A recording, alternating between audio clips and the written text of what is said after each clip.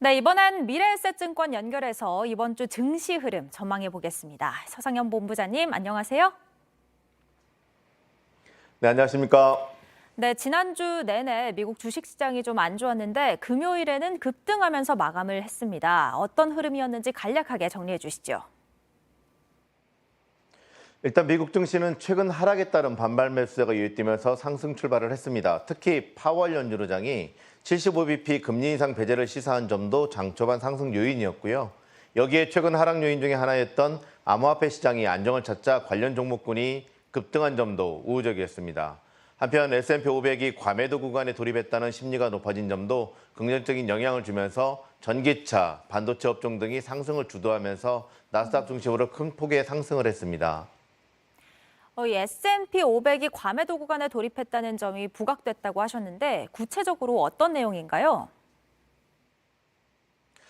일단 S&P 500 기업들 중에 91%가 1분기 실적을 발표한 가운데 77%의 기업들이 예상을 상회한 실적을 발표하는 등 견고했었습니다. 그렇지만 2분기 전망에 대한 부정적으로 언급을 하면서 주가가 하락을 했고요. 그러다 보니까 S&P 500의 12개월 주가 수익률이 16.6배를 기록해서 5년 평균은 물론 10년 평균인 16.9배를 하회해서 과매도 구간에 돌입했다는 점을 주목할 필요가 있습니다. 이러한 과매도는 대형 기술주 일부가 포함된 커뮤니케이션 섹터는 물론 대부분의 업종이 이익 대비 주가가 과거에 비해서 낮은 수준을 기록하고 있다고 볼 수가 있고요. 결국 여러 악재성 재료가 완화되어가는 과정 속에서 과매도 구간에 돌입했다는 점이 부각되면서 저가 매수 심리가 높아진 것으로 추정되고 있습니다. 네, 그렇군요. 그렇다면 이번 주에 한국 증시는 어떻게 될지 또 어떤 요인들이 영향을 줄지도 설명 부탁드립니다. 일단 오늘 시장만 놓고 본다면 미증시 급등에 힘입어서 상승 출발하겠지만 장중에 발표가 되는 중국의 산업 생산, 소매 판매 같은 실물 경제 지표 발표에 따라서 변화가 예상됩니다. 화요일에는 미국의 실물 경제 지표와 더불어서 만약 예상보다 부진하게 되면 경기 부양 정책에 대한 기대 심리를 좋게 나온다면 경기에 대한 자신감을 기반으로 주식시장에 우호적인 영향을 줄 것으로 전망을 하고 있고요.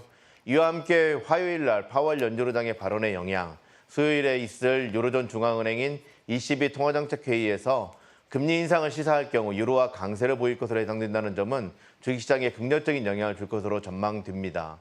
그 외에 월마트 같은 소비 관련 종목군의 실적 발표와 금요일 미국의 옵션 만기일을 감안해서 장중 변동성이 지속될 수는 있겠지만 지난주 금요일부터 이어지고 있는 저가 매수 심리가 이어지면서 견고한 모습을 좀 보일 것으로 전망되고 있습니다.